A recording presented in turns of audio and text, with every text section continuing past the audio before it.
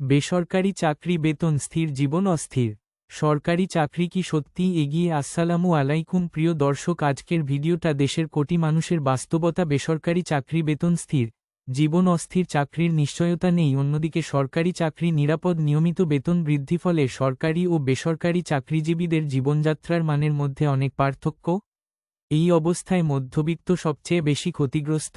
আজ আমরা বিশ্লেষণ করব বাস্তব চিত্র, তুলনা এবং ভবিষ্যৎ।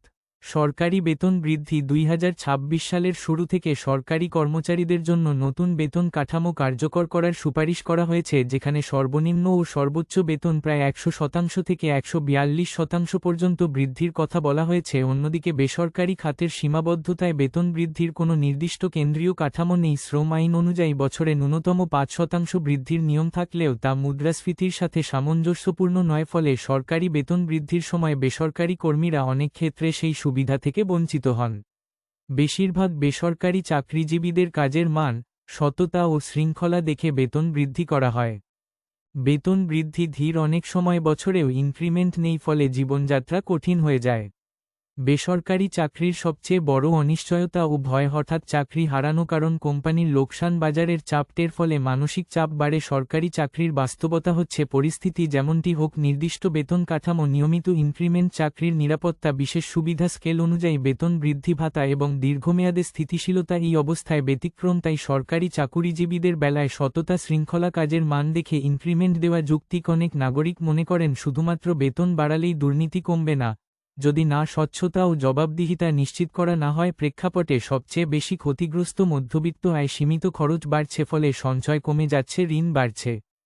একজন সরকারি কর্মচারী যে ক্ষমতা ভোগ করেন বেসরকারি সংস্থায় কর্মরতদের সে তুলনায় ক্ষমতা সীমিত।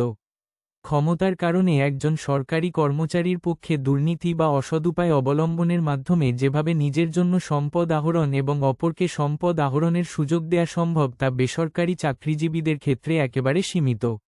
নবম জাতীয় পে স্কেলে সর্বনিম্ন বেতন 20,000 টাকা এবং সর্বোচ্চ 1.60 লাখ টাকার বেতন বৃদ্ধি সমাজে বৈষম্য বাড়িয়ে সৃষ্টি তৈরির শঙ্কা। তাই এই ক্ষেত্রে যৌক্তিক বেসরকারি সেক্টরে কর্মরত পেশাজীবী, ওয়ার্কার্স এবং শ্রমিকদের বেতন ভাতাদি বৃদ্ধি করা সময়ের দাবি। বিশ্বব্যাংকের ঢাকা অফিসের সাবেক প্রধান অর্থনীতিবিদ ড জাহিদ বলেন, গড়ে 104% বেতন বৃদ্ধির কোনো অর্থনৈতিক যৌক্তিকতা নেই। 2017 সালের পর থেকে মূল্যস্ফীতি, সুযোগ সুবিধা এবং কর্মী সংখ্যা বৃদ্ধির হিসাব ধরলেও সর্বোচ্চ 20% পর্যন্ত বেতন সমন্বয় যুক্তিযুক্ত হতো। সরকার যদি যোগ্য জনবল আকর্ষণের যুক্তি দেখায়, তাহলে বেসরকারি খাতের বেতন ভাতাও পর্যালোচনা করা দরকার। সাম্প্রতিক বছরগুলোতে বেসরকারি খাতে মজুরি উল্লেখযোগ্যভাবে বাড়েনি। এতে বাস্তব হল সরকারি চাকরিজীবী ও বেসরকারি চাকরিজীবীদের দৈনন্দিন জীবনযাত্রার ফলাফল বৈষম্যে ভরা। দর্শক, প্রশ্ন হচ্ছে, বেসরকারি না সরকারি কোনটা ভালো? এর একটাই উত্তর, নেই। তবে ভারসাম্য না থাকলে মধ্যবিত্ত সবচেয়ে বেশি ক্ষতিগ্রস্ত হয়। তাই চাকরি শুধু আয় নয়, এটা আপনার নিরাপত্তা, সম্মান আর ভবিষ্যৎ। এই বিষয়ে লাইক দিন, কমেন্টে জানান। ধন্যবাদ সবাইকে।